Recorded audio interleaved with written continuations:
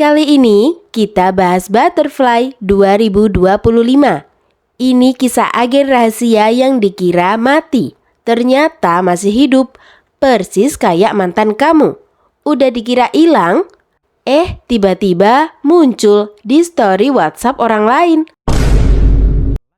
Karena aku repot mau mancing di sumur, langsung saja kita bahas alur filmnya.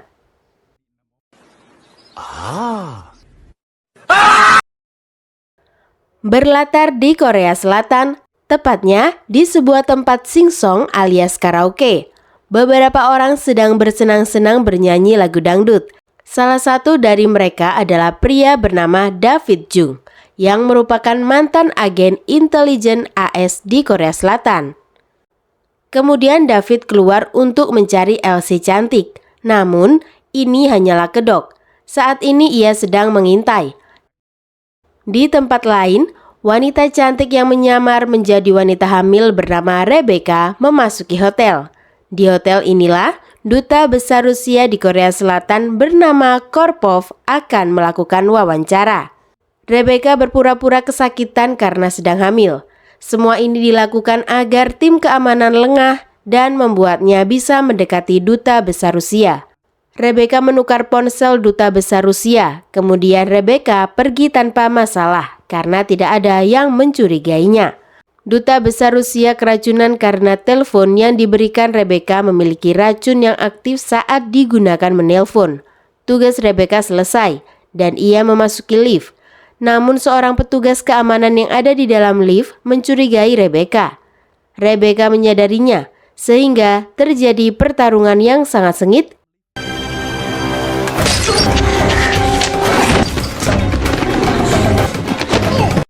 Hingga akhirnya Rebecca berhasil meng-KO pria itu. Saat lift sampai, petugas keamanan lain sudah menunggu dan terjadi baku tembak. Rebecca berpikir cepat dengan memecahkan jendela. Orang-orang berpikir kalau Rebecca melompat, padahal sebelumnya ia bersembunyi dan sudah keluar. Rebecca mengganti pakaiannya seolah ia adalah karyawan hotel sehingga tidak dicurigai. Dengan satset, Rebecca bisa lolos dari orang-orang yang mengejarnya. Sementara di negara lain, kita akan melihat perempuan bernama Juno yang merupakan pimpinan kadis. Saat ini, Juno sedang menyiksa agennya yang berkhianat. Agen ini ingin memberikan data sensitif kadis pada intelijen Amerika Serikat. Pria ini berpikir justru Juno lah yang seorang pengkhianat karena mengkhianati negaranya. Juno berkata kalau kadis adalah agen intelijen swasta sehingga tidak loyal pada negara manapun. Juno ingin tahu dengan siapa agen pengkhianat ini bekerja sama. Setelah memberitahu semuanya kepada Juno, pria itu langsung dibuat AFK dari bumi ini. Anak Juno yang bernama Oliver menemuinya. Ia memberitahu kalau misi pembunuhan duta besar Rusia berhasil. Namun, 3 agen diserang. Juno mengkhawatirkan Rebecca. Hingga sekarang, Rebecca belum bisa menghubungi kadis. Oliver juga menduga kalau semua masalah ini diakibatkan oleh satu orang. Oliver pikir orang ini sangat mengenal kadis, atau mungkin ada pengkhianatan lain di dalam kadis. Di tempat lain, David menelpon seseorang. Perempuan ini bernama Enju, dan ia adalah istri David. Enju menyuruh David segera pulang. David menjawab, ia sudah membeli tiket dan tinggal menaiki kereta. Namun, ia tidak bisa melakukannya. David ingin menyelamatkan Rebecca walau nyawa taruhannya. Karena Rebecca adalah anak kandung David dan Enju adalah ibu tirinya. David ingin Enju berkemas dan pergi ke safe house tanpa memberitahu siapapun. David akan ke sana dalam 2 hari. Lalu David pergi ke sebuah kedai mie. Pemilik toko adalah pria bernama Choi yang merupakan teman lama David. Choi adalah pembuat identitas palsu dan yang membantu David menghilang 9 tahun yang lalu. David meminta bantuan agar Choi membuatkannya identitas baru. Choi bertanya dari apa kali ini David melarikan diri. Dan David menjawab, ia lari dari Kadis. Ternyata David adalah pendiri Kadis, dan itulah kenapa ia tahu cara kerja Kadis. Sehingga Juno pikir ada pengkhianat di Kadis. Alasan David ingin melawan Kadis karena ia ingin merebut lagi Rebeka. David tidak suka kini Rebeka bekerja untuk Juno sebagai pembunuh. David butuh identitas baru secepatnya, dan ia memberi Choi nomor yang bisa ia hubungi. Sementara itu, Rebeka menelpon Juno. Juno memberitahu kalau 3 agen Kadis diserang seseorang. Rebeka tidak tahu kalau David yang melakukannya. Karena sepengetahuan Rebeka, ayahnya sudah meninggal. Juno pikir ada yang mengkhianatinya. Rebeka menjawab kalau Juno sudah seperti ibunya sendiri, sehingga ia tidak mungkin mengkhianatinya. Dan Rebeka juga akan mencari siapa pelaku penyerangan ini. Singkat cerita, Rebeka dan anggotanya memasuki rumah persembunyian David, namun tidak menemukan siapapun. Rebeka melihat sebuah kue yang menarik perhatiannya. Sementara timnya pergi ke lantai 2. Di lantai 2, David sudah menunggu. Ia menyalakan bom yang membuat 2 anak buah Rebeka tewas. Kemudian Rebeka dan 1 anak buahnya memeriksa ke atas.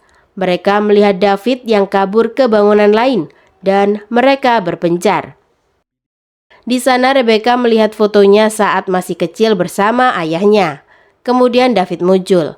Dan tentunya perasaan Rebeka campur aduk. Selama 9 tahun Rebeka pikir kalau David sudah meninggal. Tentu Rebeka bertanya dari mana saja David selama ini. David menjawab kalau yang ia lakukan semuanya adalah untuk kebaikan Rebeka. Tentu Rebeka tidak langsung percaya. David berjanji akan menjelaskan segalanya. Namun untuk sekarang mereka harus segera pergi. Rebeka bingung apa dan bagaimana dan memilih memukul David hingga pingsan. Kemudian Rebeka menelpon Juno. Rebeka bertanya, apa Juno tahu kalau David masih hidup?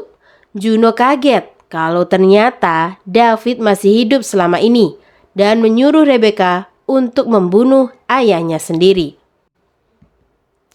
Namun Rebeka ragu saat akan menghabisi ayahnya sendiri.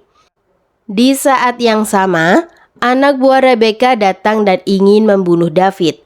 Namun Rebeka berpikir cepat dan balik membunuhnya. Walau Rebeka sudah lama menganggap dirinya yatim piatu, ia tidak ingin David meninggal lagi. Kini Rebeka menjadi pengkhianat, sehingga David mengajaknya pergi dan berjanji akan menjelaskan segalanya. Rebeka dan David ke Indomaret. Rebeka masih bingung harus berbuat apa. David memberitahu rencananya. Pertama, mereka akan pergi ke Busan, lalu ke Vietnam, dan menetap di sana. Rebeka tidak memiliki alasan untuk ikut dengan David. Ia memiliki uang dan bebas melakukan apapun. Namun, ia juga senang David masih hidup.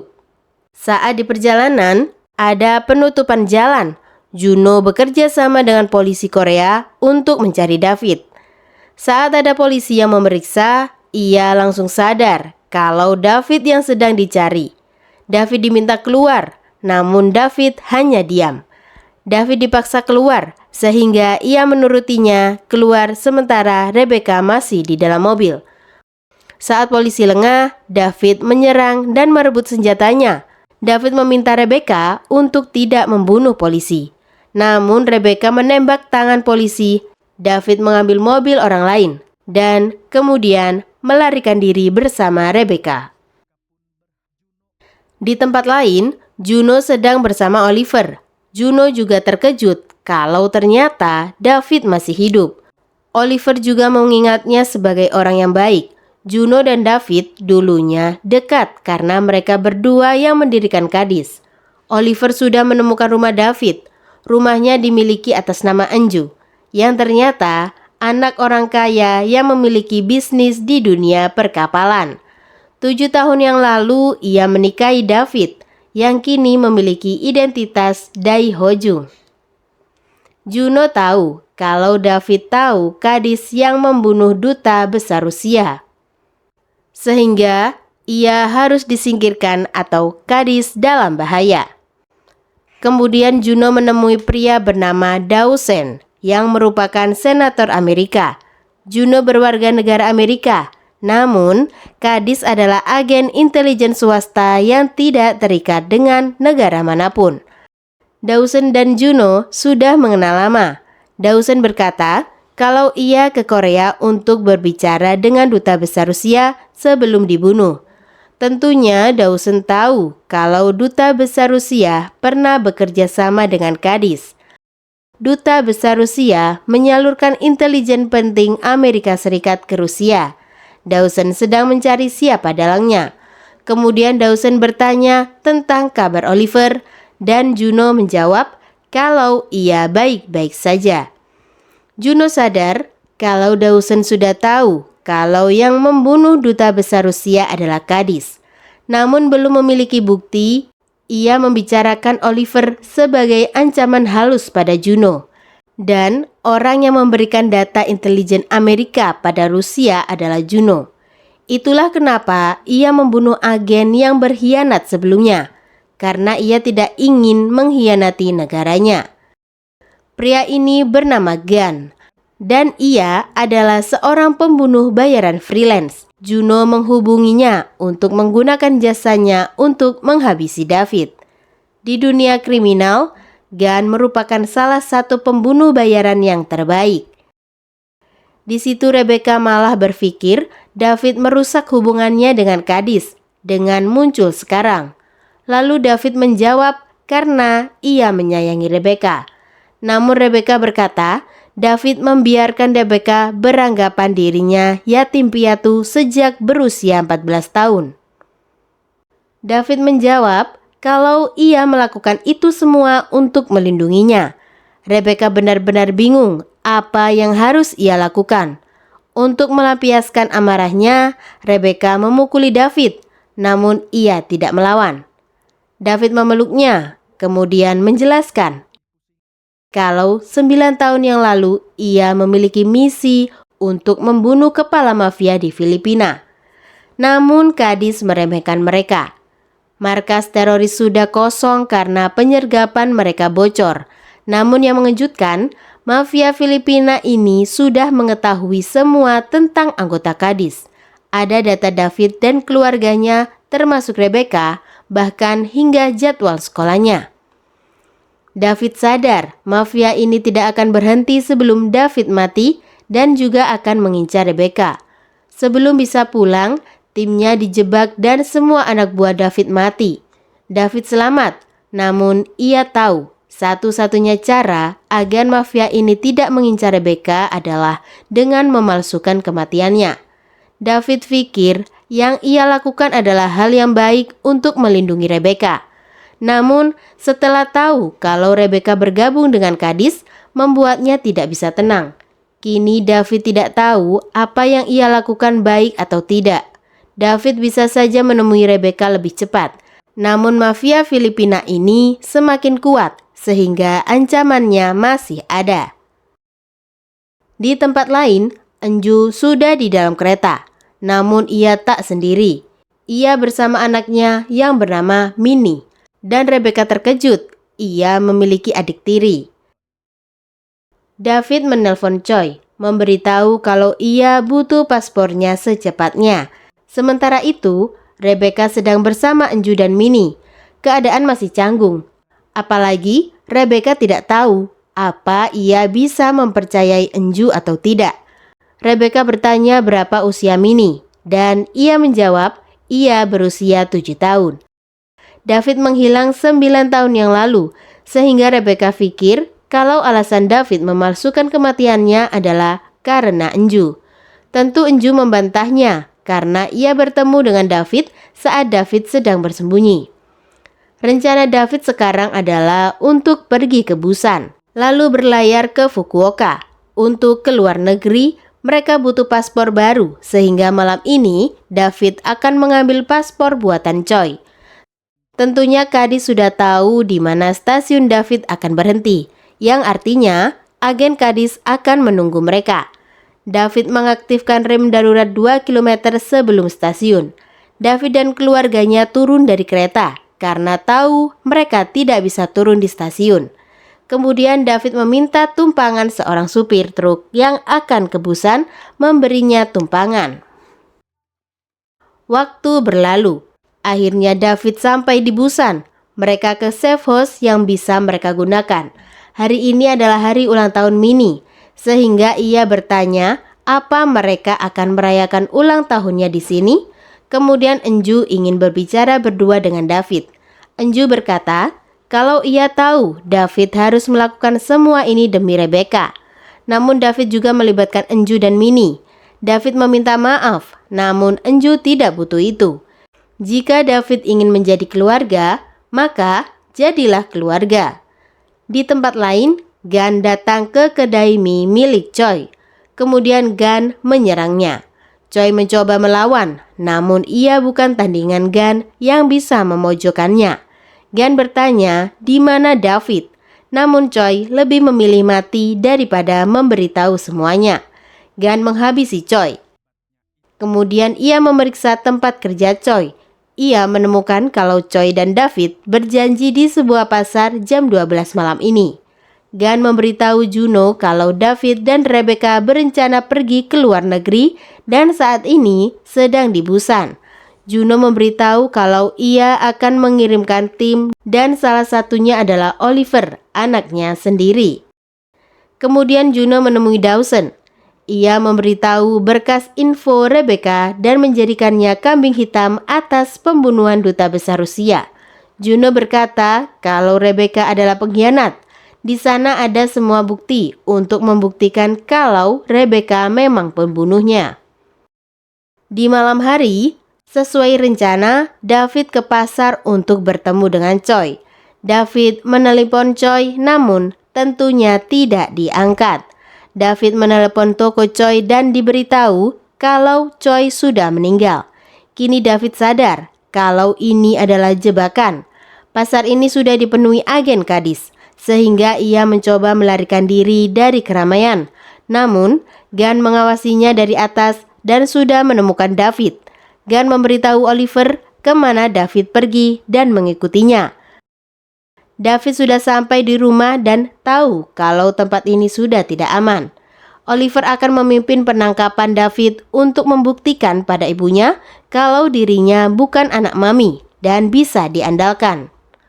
Namun terjadi pertempuran yang sangat sengit di sana, hingga pada ujungnya Oliver ditangkap hidup-hidup oleh David. Kemudian David menelpon Juno lewat ponsel Oliver. David sangat marah karena ternyata Juno dulu mengkhianatinya. Gara-gara pengkhianatan Juno, David dan Rebecca menderita selama 9 tahun. Kini saatnya David balas dendam. Waktu berlalu. David sedang di pelabuhan. Keluarga Enju adalah pemilik sebuah bisnis perkapalan. Hubungan David dengan ibu mertuanya baik, namun tak terlalu dekat dengan ayah mertuanya. Namun walau begitu, David ke sini untuk meminta bantuan.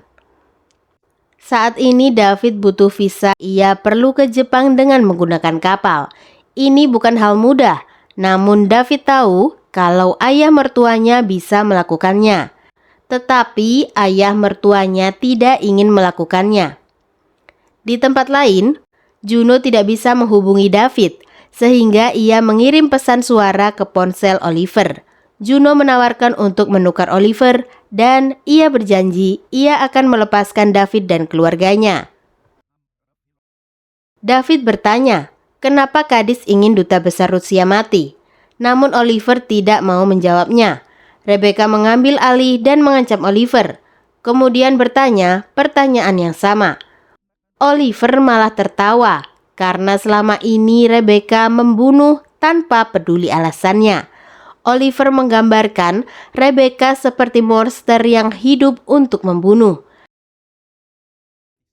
Oliver mengancam jika David menyakitinya, maka Juno akan membunuh semua keluarga David. Namun David berbohong dengan berkata kalau ia menawarkan nyawa Oliver untuk keluarganya. dan Juno menolaknya. David merubah pesan suara yang dikirim Juno menggunakan AI gratisan, seolah Juno memang tidak mau melakukan pertukaran untuk Oliver.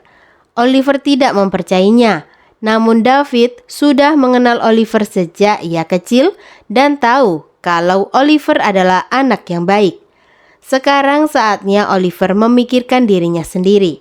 David bertanya, apa benar Kadis menyelundupkan informasi rahasia pada Rusia dan duta besar Rusia yang dibunuh adalah perantaranya? Oliver mengiyakannya dan berkata kalau CIA mengawasinya. Oliver memberitahu tentang Jae-hoon, anak orang kaya Korea yang dekat dengannya. Jae-hoon sangat baik dan Oliver pikir kalau mereka bisa menjadi sahabat. Namun suatu hari ia memergoki Jae-hoon melihat-lihat laptopnya dan mencoba membawanya. Ternyata Jae-hoon adalah agen CIA yang diutus untuk mengawasi Oliver untuk melindungi Kadis. Dan ibunya Oliver membunuh Jae-hoon. Tak lama kemudian, Oliver bingung kenapa David melepaskannya begitu saja.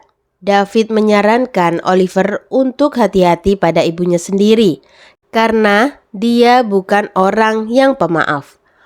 Karena ponsel Oliver yang sudah terdeteksi, sehingga Kadis bisa menjemput Oliver dengan cepat. Juno memeluk Oliver karena sangat senang Oliver kembali dengan selamat. Keesokan harinya, David dan Rebecca mengawasi Juno dan Oliver untuk mengawasi gerak-gerik mereka. Karena hampir kehilangan Oliver, membuat Juno sadar kalau ia sangat menyayanginya. Selama ini ia sibuk, namun sekarang ia bisa memasak untuk Oliver. Kemudian Juno bertanya apa yang David tanyakan. Oliver menjawab kalau David tak banyak bercerita. Juno tahu kalau Oliver berbohong. Oliver mengaku kalau ia memberitahu kebenaran tentang pembunuhan duta besar Rusia dan juga Juno yang dibalik bocornya informasi David ke mafia Filipina. Jika agen biasa yang melakukannya, maka agen itu pasti sudah dihabisi. Namun karena Oliver anaknya sendiri, Juno tidak melakukan apa-apa. Juno membawa Oliver ke markas Kadis. Karena Oliver menghabiskan waktu bersama David selama 2 hari, petinggi Kadis ingin tahu apa yang Oliver tahu dan beritahu pada David. Di tempat lain, David menemui Dawson. David ingin Dawson membuat memo internal kalau Dawson punya saksi istimewa tingkat tinggi untuk melawan Juno. Kemudian memo ini Dawson sebarkan ke orang-orang terdekatnya untuk mencari mata-mata Kadis di tim Dawson. Artinya, rencana David adalah untuk mengadu domba Juno dan Oliver. Di saat yang sama, Dawson juga mengikuti mata-mata Kadis dan mengaku kalau rencana David berhasil.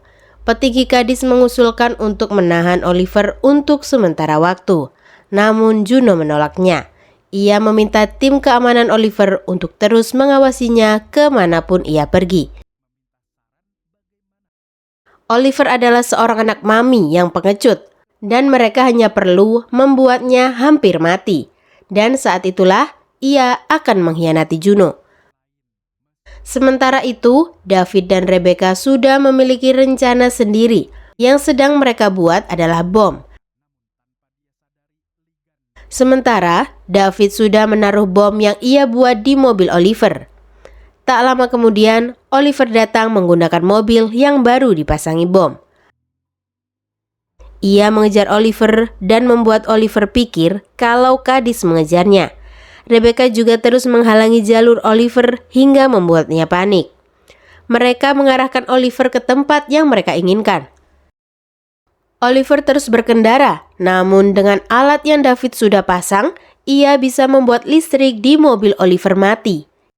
Tak lama kemudian, Rebecca menyalakan bom yang membuat Oliver pikir kalau ibunya baru saja mencoba membunuhnya. Kemudian Oliver menemui Dawson. Kini Oliver bersedia mengkhianati ibunya, dan Dawson akan melindunginya. Kemudian Dawson menelpon David. Kini Dawson sudah punya semua yang ia perlukan untuk menjatuhkan Juno. Namun, Oliver banyak memberitahu misi yang telah Rebecca selesaikan untuk gadis. David mengingatkan kalau keamanan Rebecca tidak bisa dinego. Kini David pikir kalau rencananya berhasil, Juno akan jatuh dan sekarang mereka bisa merayakannya. Kini Rebecca memikirkan apa yang akan ia lakukan kalau ia kembali dengan David. Yang Rebecca tahu hanyalah membunuh dan ia sangat baik dalam melakukannya. Kini Rebecca tidak tahu apa yang harus ia lakukan. Namun di saat yang sama, mereka melihat banyak anggota Kadis yang menyerbu. Mereka terlalu banyak, sehingga mereka berpencar dan akan bertemu lagi di dekat sungai. Sebelum pergi, David menyalakan dulu microwave. Terjadi ledakan, sementara David dan Rebecca sudah pergi dari apartemen. David berhasil membunuh orang yang mengejarnya. David sudah bisa melihat Rebecca. Namun sebuah mobil menabraknya. Yang menabraknya adalah Gunn yang menculik Rebecca tepat di depan David.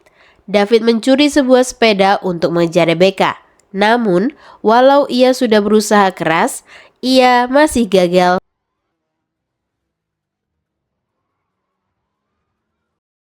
Keesokan harinya, Rebecca diikat dan Juno ingin berbicara dengannya. Rebecca bertanya, apa Juno akan membunuhnya? Rebecca membenci Juno karena mengkhianati David. Namun Juno menjawab kalau David berencana membubarkan Kadis, dan itulah kenapa ia harus mengkhianatinya. Rebecca memberitahu kalau Oliver akan bersaksi untuk Dawson. Juno akan dipenjara dan Kadis akan dibubarkan. Kemudian Rebecca memberitahu rencana David untuk mengadu domba Oliver dengan Juno dan terbukti berhasil. Kemudian Juno memberi kunci borgol Rebecca agar ia bisa membebaskan diri. Juno berkata kalau Dawson adalah ayah Rebecca, namun Juno adalah keluarganya. Juno memang orang yang mengkhianati David, namun David yang memalsukan kematiannya dan bersembunyi selama 9 tahun. David ingin memperbaiki Rebecca, namun Juno berpikir tidak ada yang salah dengannya. Juno menawarkan Rebecca untuk kembali bekerja untuknya, karena Juno tahu kalau Rebecca menyukainya. Juno tidak pernah memaksa Rebecca terjun ke dunia ini, melainkan Rebecca sendiri yang menginginkannya.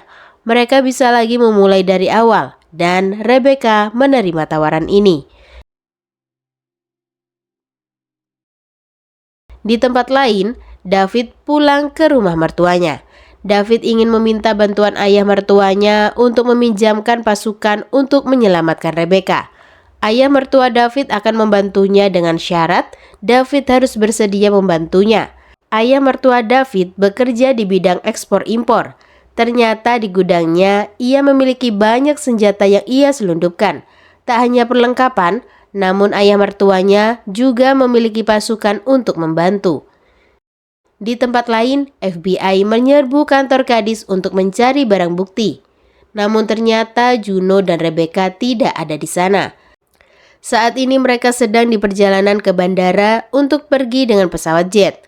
Namun David sudah bisa membaca rencana Juno. Pertama, ia mengacaukan lampu lalu lintas untuk membuat kemacetan. Karena macet, rombongan Juno mencari jalur lain. David mengerahkan pasukannya untuk terus menutup jalan ke arah yang ia inginkan, hingga akhirnya mereka dikepung. Ia mulai menembakinya dan juga meledakkan mobil terdepan.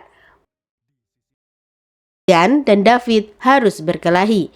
Perkelahian ini berjalan sengit, namun berhasil dimenangkan David. David tidak bisa terus naif, dan kali ini ia memastikan kematian Gunn. Di tempat lain, Rebecca mengamuk di mobil. Ia membunuh tim keamanan, namun tidak membunuh Juno. Kemudian David melihat Rebecca dan Juno. Juno tahu kalau ia tidak akan menang, sehingga ia menawarkan David untuk membuat lagi Kadis. Namun ia menolaknya. David bisa membunuh Juno. Tetapi Rebecca tidak ingin Juno mati. David berkata, jika Juno masih hidup, ia akan terus memburunya. Namun Juno sudah menjadi bagian di hidup Rebecca yang tidak bisa dipisahkan. David mengikuti perintah Rebeka dengan membiarkan Juno hidup. Waktu berlalu, David dan Rebeka pulang ke rumah orang tua Enju. Di malam hari, mereka makan malam bersama. Kemudian Enju ingin ke toilet, dan Rebeka mengikutinya. Namun setelah menunggu cukup lama, Enju dan Rebeka tidak juga kembali. Di situ David melihat Enju di lantai penuh darah dengan luka di lehernya. David bertanya apa Rebeka yang melakukannya, namun Enju hanya terdiam. Jangan lupa sholat, menabung, dan membantu janda yang cantik. Karena yang jelek udah banyak yang bantu. Like dan subscribe. Terima kasih.